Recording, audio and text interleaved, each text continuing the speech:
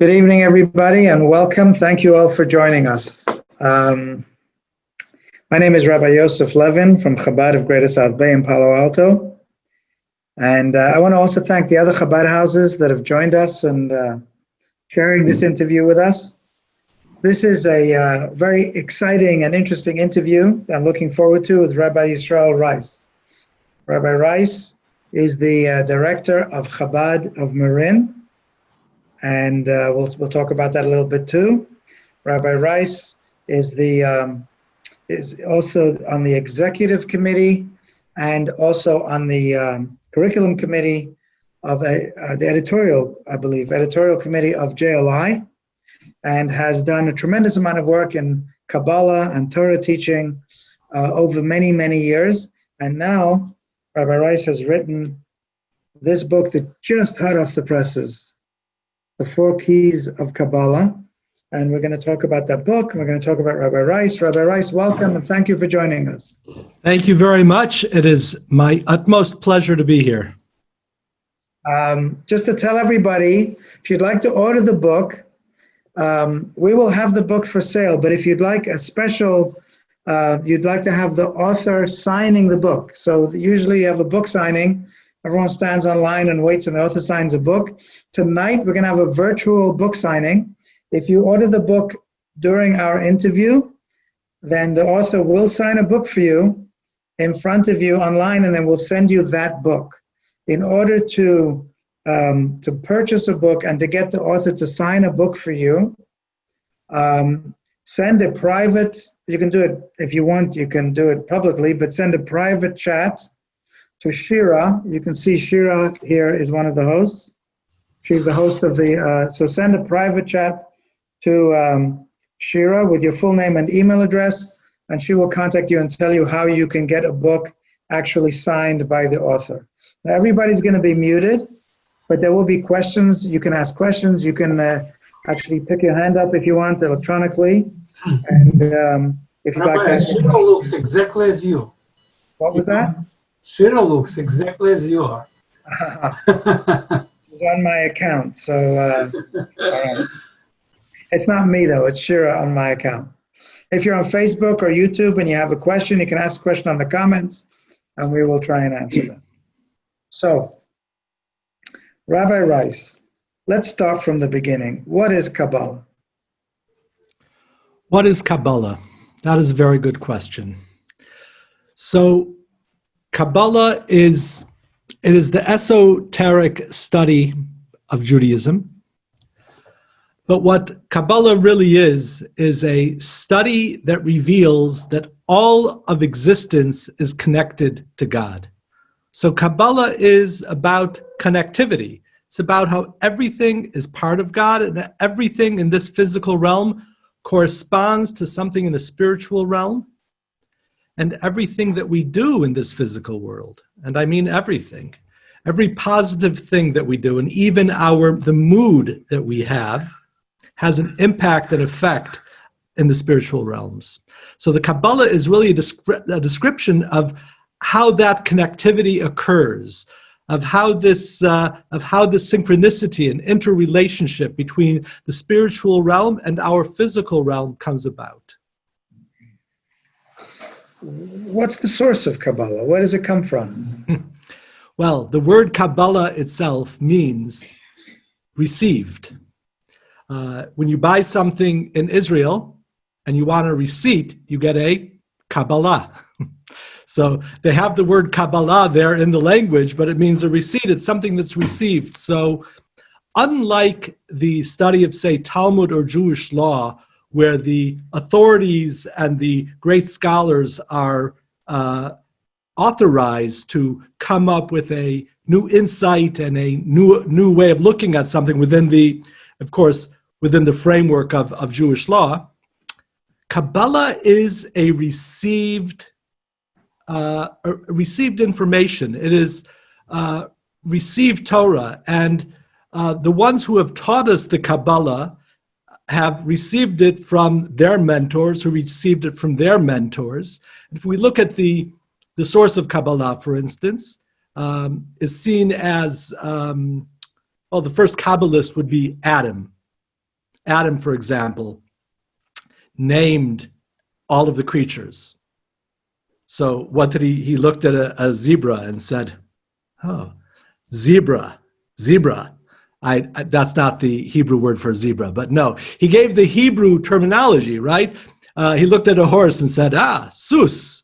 No, the Kabbalah explains that he was actually aware of the spiritual dynamic of this creature before him, and he saw the divine letters that brought it about. And he summoned those letters, he realized those letters, and that was the name of what he called it. In later generations, there were the great prophets. Now, what does prophecy mean? Prophecy means that you are receiving direct information from God Almighty to the human being. And in that process of prophecy would also be included the process of Kabbalah, where there's information. So the prophet Ezekiel, one of the biblical kabbalistic scenarios, is a situation where he's describing amazing visions of what he sees in the spiritual realms above, right? So where did he get that from? Well, he was getting that vision directly from God. And many of the Kabbalists of later generations actually had spiritual mentors, or they had mentors who were in a physical body, or perhaps even mentors who were souls of generations bygone who had come to them and given them information. So Kabbalah means that which is received, the short answer. So Kabbalah, where does the Kabbalah comes from? Kabbalah comes from the source. Ultimately comes from the source above, from the spiritual source above. So if I decided that, Kabbalah talks about 10 sfirot, but you know what? I want to create a paradigm of 15 sfirot. No, that wouldn't be Kabbalah. That would be Riceology. Okay. By the way, I have to tell you that I very much appreciate the humor in the book, and you just got a little bit of a taste of the rice. So this is a strange question that I'm going to say it, but address the relationship of Kabbalah with Torah. What is the relationship of Kabbalah and Torah, and what is the place of Kabbalah within Torah? Okay, very good question. So the primary book of Torah is the 5 books of Moses, we would say, right? Genesis, Exodus, Leviticus, Numbers, and what's that last one? Deuteronomy. Bereshit, Shmot, Vayikra, Bamidbar, Devarim. 5 books of the Torah. Now, if you look at the primary fundamental Kabbalistic work, would be the Zohar, that was authored by Rabbi Shimon Bar Yochai in the first century of the Common Era. And the Zohar has how many books? How many sections of the Zohar? Well, there are different ways of counting the various sections of the Zohar, but it's basically based on the 5 books of the Torah. So the Zohar is really telling us giving us the spiritual idea of the Torah. And if I could explain this just a little bit more broadly, there's an amazing idea going on here, and that is that, generally speaking, the Torah occurs in 4 levels. It's called Pardes, which means an orchard, but Pardes refers to 4 different levels of understanding the Torah. There are, of course, many, many more levels, but 4 general levels of understanding the Torah. The first level of understanding the Torah is called the Pshat, the simple meaning. Second level is called Remez, the level where things are eluded. You say one thing and you're alluding to something else. The third is called Drush. Drush means, well, the word is homiletics, but really it's the idea of a lesson to be learned from what's being spoken. There's a lesson to be learned here. There's a story within a story. And the 4th level of Pardes, that's the S of Pardes, is Sod, which is the esoteric meaning. that every word of Torah that is spoken has the simple meaning. It's alluding to something else. There's a story within a story, and there is the esoteric reality. That is the presence of God and the spiritual realms within this story. So Kabbalah, of course, is the sod. It is the esoteric realm. And lest you think, wow, that's a lot going on in every word of Torah and every message of Torah, really, even as human beings. I could ask you, why did you come to the class? Not you, Rabbi Levin, but many of the participants here. Why did you come to this class? Well, you're going to say you came to the class because it was an interesting topic, right? Because there was nothing to watch on TV. Because Rabbi Levin asked me to. Oh, because I heard about Rabbi Rice. Maybe you came to this class because of something that happened in your childhood, right? And maybe your neshama, your soul, brought you to this class, that you should grow on a soul level. And they could all be true. So all of these layers that we're talking really are they're layers of existence in our regular ordinary life. So Torah itself occurs on these four levels, and that's the Kabbalah. Kabbalah is not something separate from Torah, but it is a very part of our way of understanding the Torah on the sod level, on the level of esoteric. So every story in Torah is going to have its, I would say, truest, although one could argue that the pshat, the simple meaning, is the truest. But on another level, the truest level is the divine revelation that's going on through this story. And that's the sod, that's the Kabbalah. Before I go on, I have another question, a follow-up question to that, but Alex wanted to ask a question. Alex? You asked this question. I wanted to understand, to know Rabbi and his Rabbi understanding between the relationship between Kabbalah and Torah. Okay, good. So the sod in Hebrew, you said there are four levels of Torah, and the Kabbalah is the esoteric, the sod. The Hebrew, the word sod translates to secret. So if it's a secret, how can we have this book in English that's available to everybody? Is it a secret? I mean, we know that Kabbalah is supposed, there are those who say that Kabbalah is only supposed to be studied if you're over 40 and only by great sages, and if you've studied, and in general it was supposed to be hush-hush. Why is it so available to us today? Very good question. So the simple answer, Rabbi Levin, is I would tell you, but it's a secret. Seriously, there's much to be said about this, and I actually go through this in the very introduction of the book. I'm going to aim for a short answer here, and that is Chassidus. The whole Hasidic movement is kind of an extension of the kabbalistic movement, in a certain sense, and many leaders of the authorities of kabbalistic teaching, as well as the authorities of Hasidic teaching, have proclaimed that this information is crucial for our generation.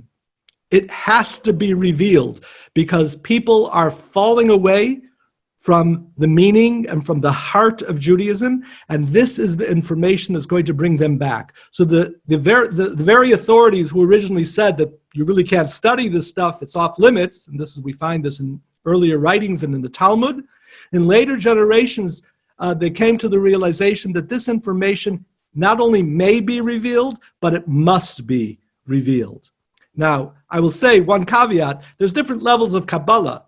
Some study of Kabbalah is where you're studying various spiritual realms, and I will tell you that even after you study it, it remains a secret. And few people that study it really understand what they're studying, so it remains a secret. But really, we're talking about, I would say, Kabbalah put forth in a sense, in a even more essential way that people can actually relate to it. And like I say, not only is it something that people can relate to, but it has revived Judaism on so many levels and really brought people to again, back to the inner core of what the real message of Judaism is about. So the same authorities, or not the same authorities, but authorities from later generations who were the authorities to put this forth, said that not only can we teach this today, we must teach it today. We must make this available, but we have to be careful that what we're teaching is Kabbalah and not, as my brother says, Kabbalah. And we know where that goes. This is recorded and out there, so I don't want to mention anything disparaging like Madonna or anything like that, or any groups that she may be associated with. But we understand that people could take Kabbalah and take a wrong turn with it. So one must be careful about who it is from whom they're studying Kabbalah. But this is all from the Hasidic leaders. Everything from this book that's being brought forth, and as I say, a mitzvah, an absolute must to study and make part of your life. So before we actually talk about the book, because I want to talk about the book itself, but I want to follow up a little bit on what you just said and go a little bit deeper in that. So, that stuff aside, there's a lot of teachings of Kabbalah today. There are many books on Kabbalah. There are many different ways of teaching Kabbalah. Can you address the Hasidic approach, the Chabad Hasidic approach to teaching Kabbalah, and how that is unique as opposed to just teaching straight Kabbalah or studying Zohar or many of the other ways of studying Kabbalah? Okay. So there is something very special, and we could have a whole talk really just on what is Hasidus, in comparison to Kabbalah. We're not going to go into that so much. And when I say the four keys of Kabbalah, Kabbalah is the more commonly known word. Perhaps if I called it the four keys of Hasidus, it would be more accurate, but nobody would know what I was talking about. So it's the four keys of Kabbalah. So I am using the terminologies synonymously, and that's not 100% accurate. So I do want to make that one disclaimer. But what was your question again? What is the unique Hasidic approach to studying Kabbalah? Hasidic approach. So the unique Hasidic approach is this. Kabbalah is talking about the amazing levels of God and the Torah and the mitzvot. Hasidus is revealing the amazing level of the Jewish soul and his or her relationship with God and how to make that real. So one is not to the exclusion of the other, and there's certainly a tremendous amount of overlap. But if I want to speak about the distinct quality of Hasidus, it's talking about the power of the Jewish soul and the relationship of the soul with God and how anybody can reach that and how possible it is and how meaningful it is. I once heard an interesting way of looking at it, that is, Kabbalah is the map of the soul, and Hasidus teaches how to navigate it. That's another way of looking at it, what you're saying. Let's talk a little bit about your own journey in terms of getting into the writing of Kabbalah, the teaching of Kabbalah. You came to Marin to run the Chabad house in Marin. What year was that? That was 1987, in the olden days. And since then, you've been running the Chabad house there. And talk a little bit about your involvement in Jewish education in JLI, and also specific, in general, and specifically about the Kabbalah work that you've been doing. Okay, so there's Marin, there's JLI, and the Kabbalah work. All three together, one at a time? All together, however. Okay. All right. Well, I'll start with Marin County. Marin County has a certain reputation, and not far from where I sit, we have Spirit Rock, which is the largest center of teaching of Theravadan Buddhism and the West Coast. And of course, the teachers are Schwartz, Borstein, Kornfeld. This is not a joke, right? I mean, there is a joke with that punchline, but this is, as we say, Jene Gelächter. And coming to Marin County, I realized that in dealing with the Jewish people, were and are primarily looking for meaning. They're looking for spirituality. And I saw it as my holy obligation to find a way to bring the teachings, that which I've learned, to bear, and that people should be able to understand that and realize that what they're looking for is found squarely within our court. That's a little bit about me in Marin County, and this has been my own personal quest to study the information in a way that I'm going to be able to relate it to those that are seeking. Because you have to realize something written 200 years ago, even if something was written in English, you're going to have to figure out how to make it applicable to today.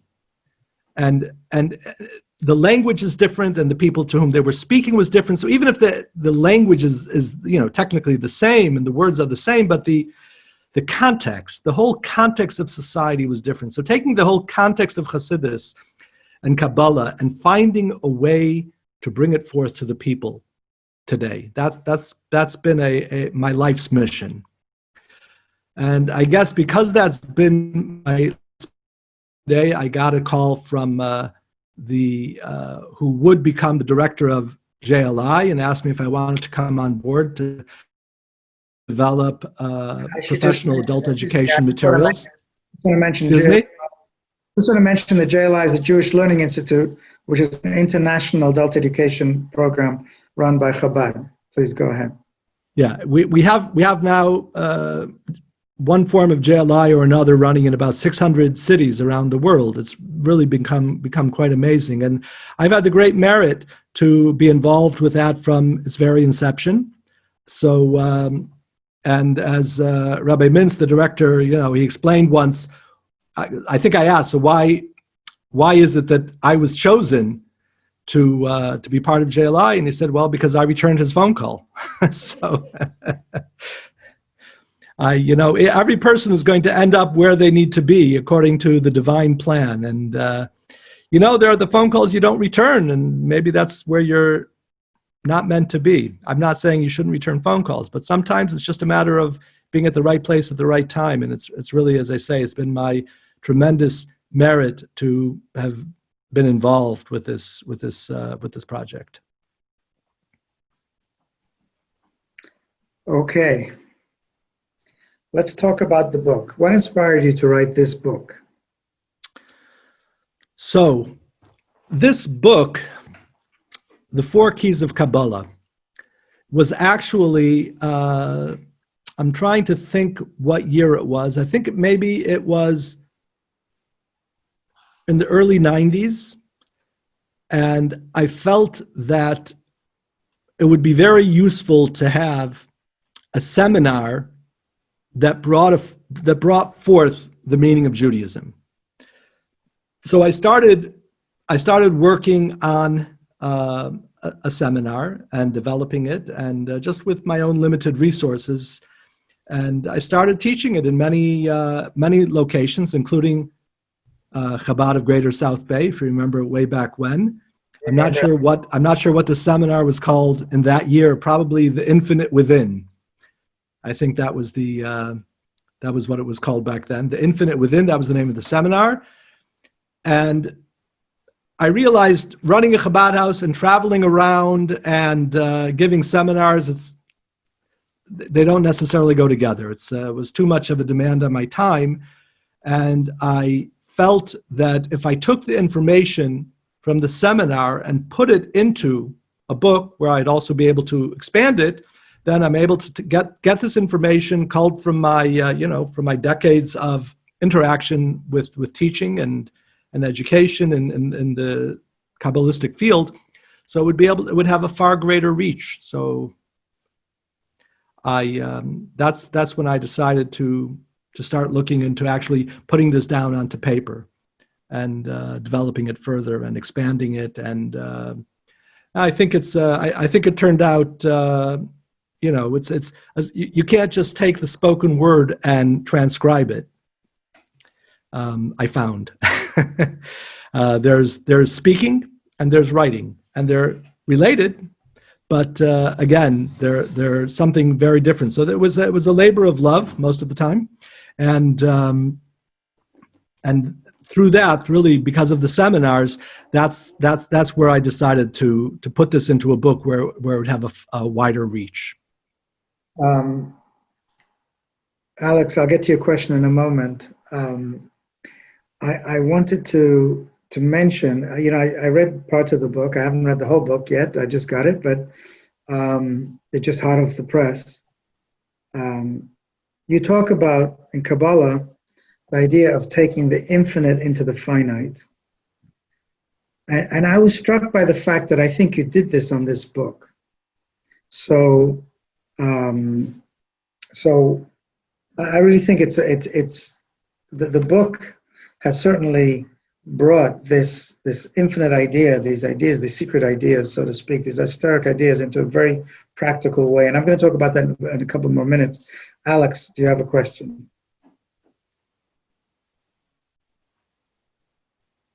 Unmute yourself, Alex. Are you there? Yeah, there is Zohar translation by Daniel Matt, and also he is teaching Kabbalah classes. So I wanted to know what Rabbi Rice thinks about this teaching. It's also, I think, in Marin County somewhere. Well, Daniel Matt lives in Berkeley. Lives in Berkeley and teaches in Berkeley. I'm sure he teaches classes here. I know the donor lives here in Marin, the Pritzker family. He is an academic and he is a fine writer. I think there's an academic way to approach a subject, and then there is a way to approach a subject where you personally live the subject in your own life. And I'm not, obviously I'm the latter. And I'm not going to say one is better than the other. Many people prefer the academic approach, but Daniel Matt is a professor, and he has researched and written very well.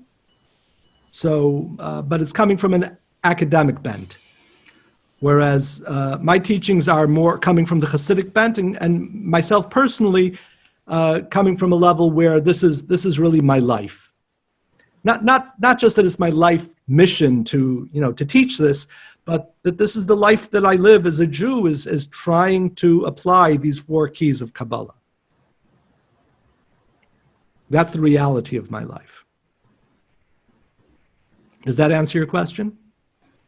Trying to understand what I'm not exactly clear. What does it mean, live by Kabbalah? It's a meditation practice, but probably I need to read your book to understand what you meant. That would be a good start.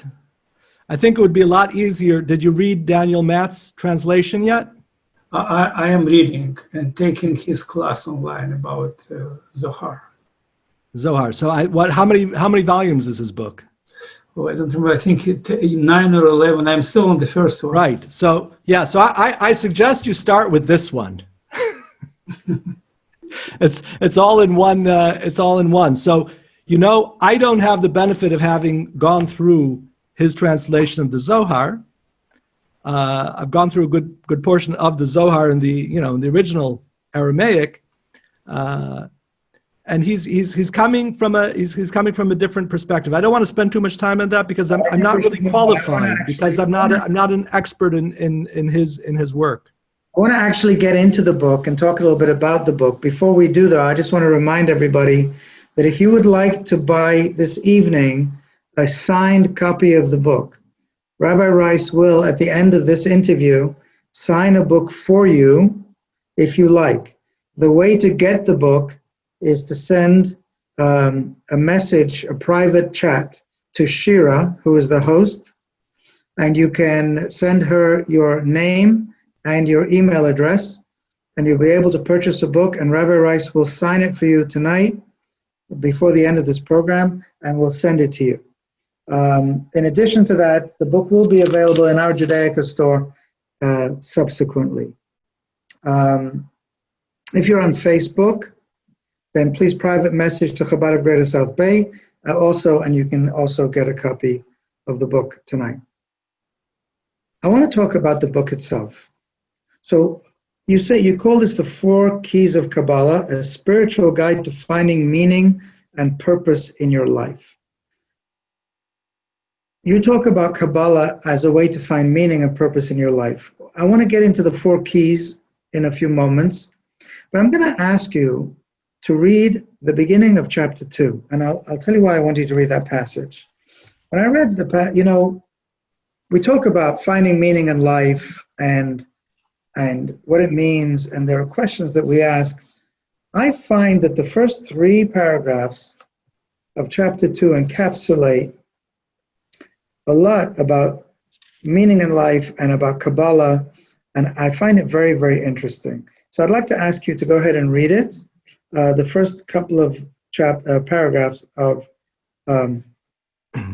chapter 2, the question that you asked there. Go ahead, please. Okay. Now it makes a reference to Kabbalah key number 1. So should I give a brief? Why don't you? Okay, go ahead and tell us Kabbalah key number 1, and then that's a good idea. Just very, very briefly, you may have studied Kabbalah key number 1 is something that's discussed frequently in Hasidic literature. Kabbalah key number 1 is basically understanding that everything that exists is basically divine light. So there's divine light in existence. There's divine light in a human being your soul, your neshama. Everything is divine light. It's all the infinite light of God, all of existence. Anything that exists by definition is divine light. And based on Kabbalah key number 1, if we would see Kabbalah key number 1 in our life, and that would be apparent, well, that's what I now speak about here. If we could just see the divine light in everything. So picture a world of clarity and truth, a world without confusion, turmoil, crisis, or pain. Imagine a world where every person has direct personal experience of the first Kabbalah key, namely that it's all divine light, all the infinite light of God. So I'll wait. Think about that. Imagine a world where all we saw was the divine light in ourself and the world. Close your eyes for a second. Breathe in. Breathe out. And imagine what this world would be like. A world where we were aware of the infinite light in all of creation, including, of course, within ourselves. What could possibly be better than that?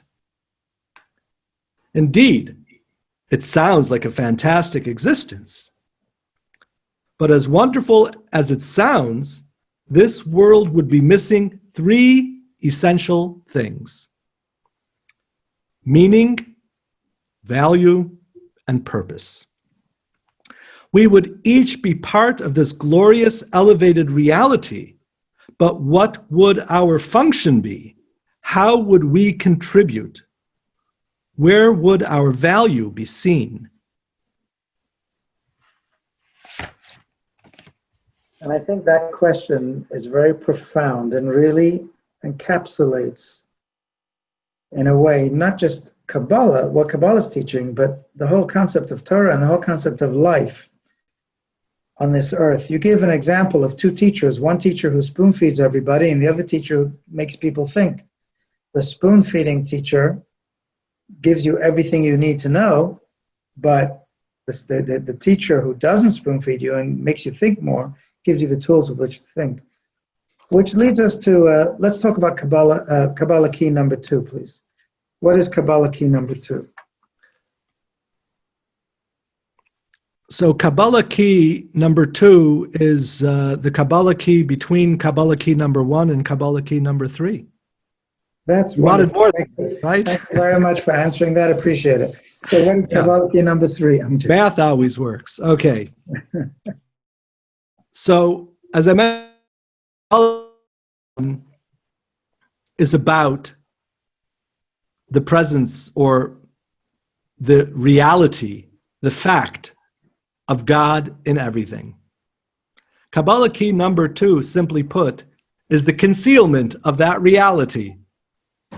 Kabbalah key number 2 is that the fact of God in all of existence and within our very own self is concealed.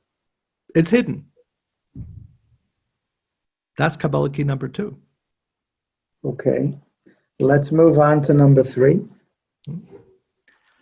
Kabbalah key number 3 is that concealment exists for a very important reason. And this is really, I think, so important for youth and for adults and for everybody, especially in our day and age. It's tough to deal with concealment, with all of the difficulties that we have in life, with mental illness and so much confusion. And we have obstacles from without. We have obstacles from within our very own self.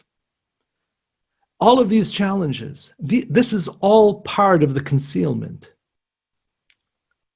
But the purpose of the concealment is just for one reason. There's only one reason why concealment exists. And I just want to preface that for a moment. And that is that in Judaism, we believe that God is omnipotent, omniscient, and kind, benevolent. So if God is all-powerful and all-knowing, why wouldn't God make a better world, right? And this is one of the reasons why a lot of times people have a difficulty in believing in God. It's like, if you're God, couldn't you have made a better world? God could have made a better world. But what God truly desired, and the whole reason for creating this world, was what God wanted was to be discovered, to be found in the world. And that's Kabbalah key number 3. That what the concealment allows is for us to discover God, for us to find God in our life with effort. It takes effort.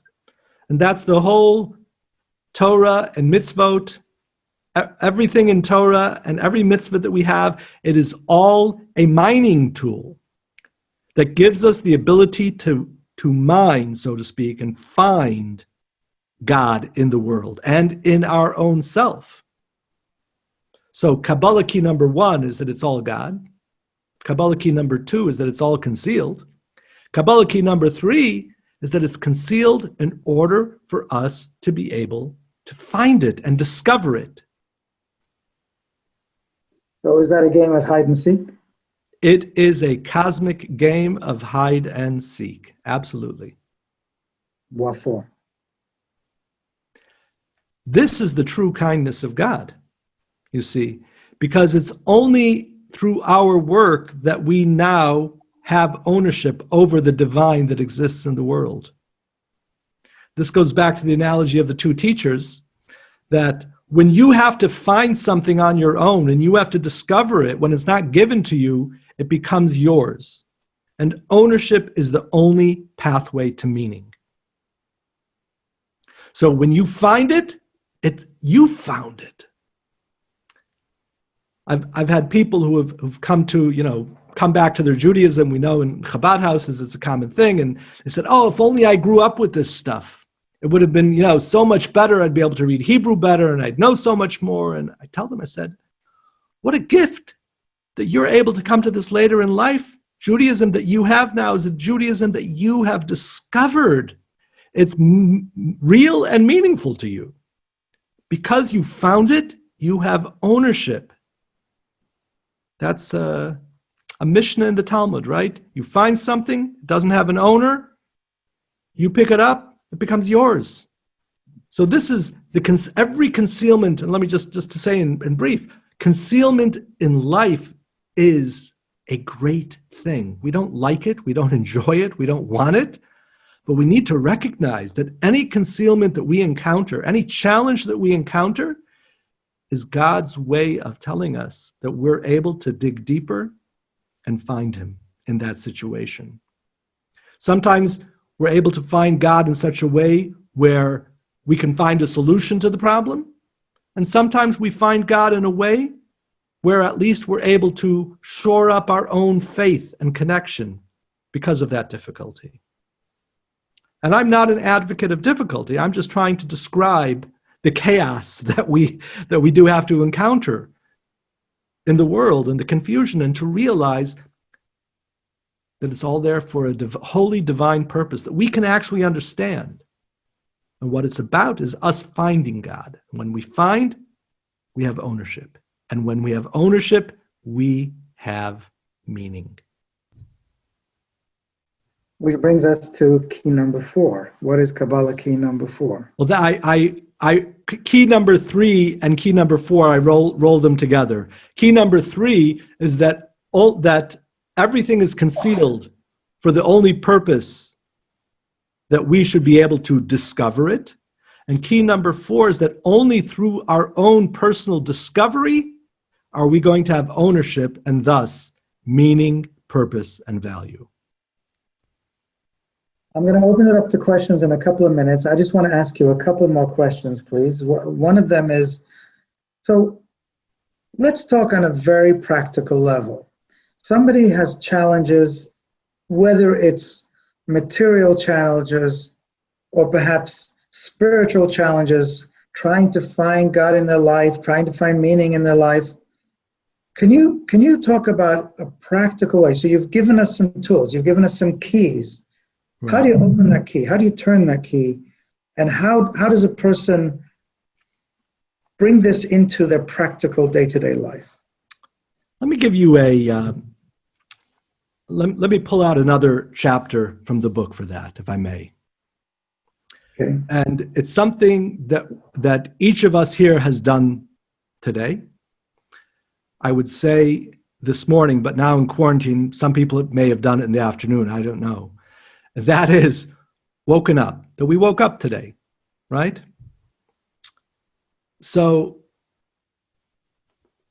waking up in the morning, the way that Judaism describes it is that God is giving us back our neshama, our soul, in its full strength. Part of the strength of the neshama leaves us, and that's why we are left unconscious while we sleep. Even if one doesn't believe in God, right? What you get back when you wake up is your consciousness. Pretty good deal, right? Every morning when you wake up, you get back your consciousness. In fact, there's nothing better that's going to happen to you today than the fact that you woke up. However, in other words, it's the greatest gift. It is the most awesome gift. And if you are a believer, well, then God has specifically given you life again this morning. Now, talk about encountering challenges and difficulties. Some people have difficulty waking up in the morning, right? You wake up and you're tired and you're in bed with your pillows, right? And you have a snooze alarm. And so we're tempted when we wake up, we're tempted to hit the snooze button or to think, another day, and to not embrace the day. And we kind of, when we wake up, we're in a state where we might focus on the challenge instead of focusing on the glorious opportunity. The glorious opportunity is God has given me my life back to me. The first thing that I want to do is say thank you. And so Judaism gives us a way to accomplish this. I mentioned earlier the mining tool. That when we wake up in the morning, we sit up in bed and we say, I am thankful before you, living and enduring God, King rather, living and enduring King, that you have returned my soul to me mercifully. Great is your faithfulness. It's called the Moda Ani. So how I would normally approach my day is some days are better than others. Some days I get out on the wake up on the right side of the bed, sometimes on the wrong side of the bed. I always wake up on the right side of the bed because every morning I wake up and offer this prayer, which means every morning when I wake up, I have to have a modicum of consciousness and awareness of what's happening here, of the glorious gift that I am receiving right now. And this can be applied really to any time in my life. And different chapters in the book talk about going through other challenges in life, of realizing that there is a divine blessing here. And certainly, I want to make clear, sometimes things happen in life and we're not going to understand what the divine blessing is. And it might be painful, and we should feel pained by it. This book is not Panglossian. It's not suggesting that a person not feel any pain and, no pain, no pain, right? That's not what we're talking about. Certainly there's a time to feel pain, there's a time to feel sorrow. But we need to be able to also overcome that and realize the great blessings and gifts in life. And that's what I hope this book will be able to achieve. Okay, I'm going to open up the questions in a moment. I have a couple of questions lined up that people want to ask, but let me just ask you one or two more. And that is, what would you say to someone who, let's say a scientist or somebody who believes that we have to be able to see everything and only really accept what we can scientifically prove? Would you say this book would address that a little bit? What would you say to that person in terms of Kabbalah? So it's a very interesting point of view, and there are books that address this. I would honestly say that this book does not address that so much. I would say that I think what people are looking for, even scientists, they're looking for a system that makes sense. Give me a cohesive, comprehensive way of understanding what the meaning of Judaism is.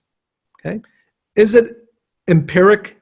No, it's not. I can't prove this. God still, I don't believe that we can prove God. We have a lot of, I think, evidence, but, in terms of proof and religion, I think more important than that is understanding that there's a very profound system for understanding our own self, for understanding our life, understanding the lives of all the generations that preceded us, and planting the seeds for the future generations. There's something deeper than that which can be proven.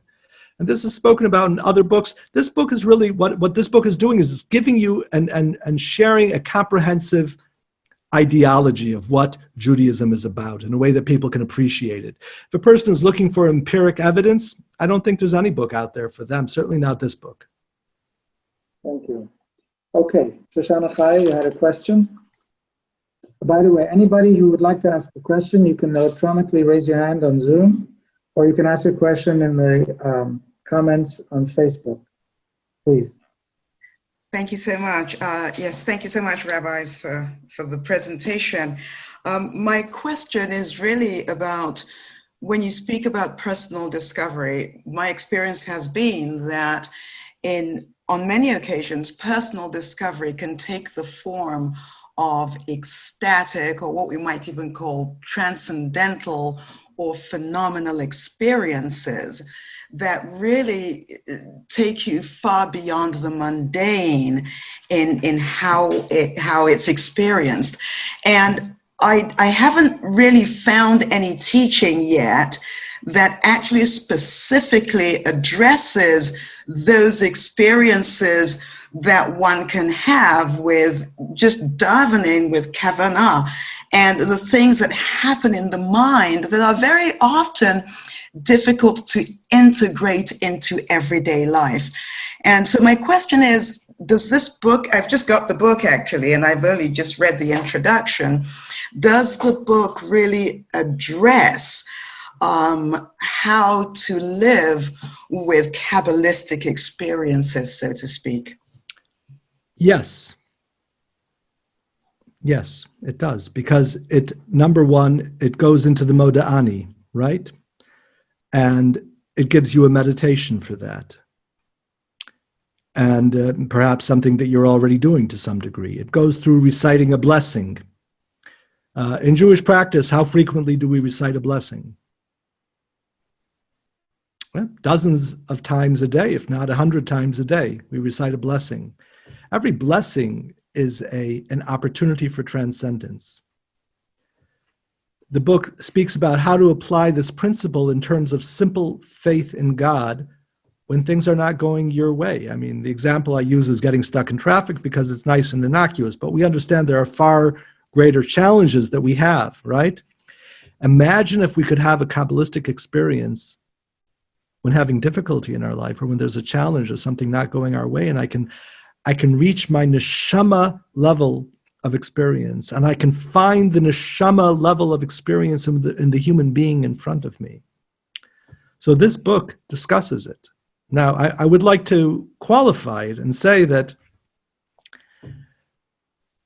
ecstasy is God's way of telling you that this is good. This is what you should do. The ecstasy, and this is for Rabbi Levin, this is Adam Ki Yakriv, second Maimer in Vayikra. The ecstasy may not continue, and we should not be, I don't speak about this in the book, but just to address it, we shouldn't necessarily be seeking the ecstasy. What we should be seeking is to do our job. If the ecstasy comes, that's wonderful. But what we should be seeking is, what is my job? Somebody has come to me and needs something from me. Can I help that person? Somebody's talking to me. Am I listening to that person? When we get ecstatic, oftentimes what we want to do is we just want to talk to the other person. Well, maybe what you need to do is listen. Maybe you need to quiet down your ecstasy and listen to the other person. And perhaps that is your divine purpose in this moment. I'm not against ecstasy. I'm not saying one shouldn't have ecstasy. I'm just simply saying that our goal should not be the ecstasy. If you have ecstasy, this is a wonderful thing. And this book will lay out what you can do in your life to find that. But even if you don't, the question is, how can I live my life in a way of discovery, even without the ecstasy? There's a question here. How did you come up with 4 only keys? Could there be more? It's a good question. I am not, let me state clearly, the idea of the 4 keys of Kabbalah was my way of understanding the system in a succinct way, okay? So did some great prophet come to me in a dream and tell me that there are 4 keys of Kabbalah? If I told you he did, would it help? If I told you she did, would it be better? No, that's not what happened. It's simply a system of a way of understanding that I think is easy to understand. So I wouldn't get caught up in, oh well, Rabbi Rice said there's just 4 keys. You're saying there's 5 keys. Sometimes having a number helps us go through the system and understanding and applying to it. Yeah, it doesn't quite. It doesn't correlate with Pardes exactly. There are many 4s. There's the world of Atzilut, Bria, Yetzira, Asiya, which corresponds to the 4 children at the Seder and the 4 cups of wine. And there are many, there's a whole paradigm of 4 in Kabbalah. The 4 keys of Kabbalah is not that. God's name, yes. Right. Okay. But thank you for asking. I want to ask you, if Kabbalah teaches how to connect to God and how to, feel the spirituality. We're talking a little bit about ecstasy, and you did address this a little bit, but why so much emphasis in the Torah on details of doing things, mitzvot, practice, and I've read and I've seen recently. There's someone who's very prolific on the internet. I've seen about a Kabbalah teacher who teaches that Kabbalah, it's not about the old-fashioned, observance and this and that. It's about, all the ecstasy and all the stuff. Why are practical mitzvot so important? Au contraire, Francois, is what I would say to this person. If a person actually studies Kabbalah, what you understand is that every letter in the mezuzah is connected. This goes back to what I said earlier. The Kabbalah goes through tremendous descriptions of everything that we do. So, for example, we put on our right foot first, and then we put on our left shoe. Sorry, not our left foot. We put on our right shoe first, then we put on our left shoe. Then we tie our left shoe, and then we tie our right shoe. This is halacha. This is Jewish law, right? So, a person could say, "Well, that's minutia. That's not minutia." Kabbalah explains that there's a whole system of negativity that's trying to take hold of us, and it's a battle between right and left. And what we do with right and left is very specific to how we fortify ourselves to stave off, to hold off the negativity in our life. And every single detail is significant. That doesn't mean to say that if I don't do every single detail, then I shouldn't do everything. No, but every detail is beautiful. It's amazing. It's like somebody looking at a flower and saying, "Oh, well, the stems and each petal and don't give me the details. Just give me the general picture." Now, once you start looking into it and you start looking at the subcellular structure, you realize something just phenomenal is going on over here. Judaism, every detail is significant. It's not minutia at all. And the Kabbalah reveals that really more than anything else. The Kabbalah tells us why everything is so specific in a very beautiful way. The divine is in the details. And that's so important to understand. Listen, it's a different discussion, really. I mean, I'm not here, I'm not in the book. What I do in the book is I do lay out certain specifics that we do and why those specifics are so important. Keeping kosher, keeping Shabbat, putting up a mezuzah, and why this specificity is something that's really spectacular in our life. It's something that's it's if you think of it as a computer code, right?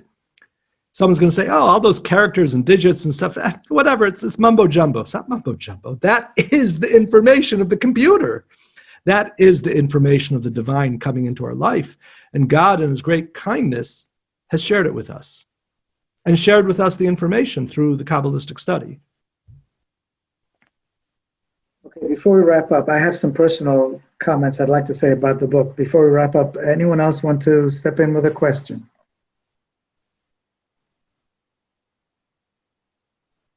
Okay, I'll still give you an opportunity if you think of it. I want to remind you that if you'd like to buy a book and have the author sign it for you tonight, send a private message to Shira with your name and email address.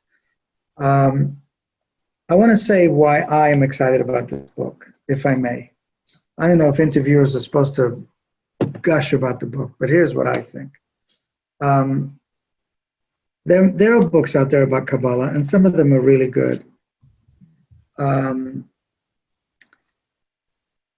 Kabbalah generally, it's a study. Often the books are quite an intellectual journey. What I find about this book is that it brings Kabbalah into a level that makes sense in our lives. The analogies you use are very down-to-earth analogies, and it's something that any person could read and could learn from and actually teach us how to bring it into our lives. This is a book that I think the Jewish world has been needing for a long time, and I want to thank you for bringing this book to the Jewish community. You're welcome. It's my zechut, my great merit to be able to do so. Thank you.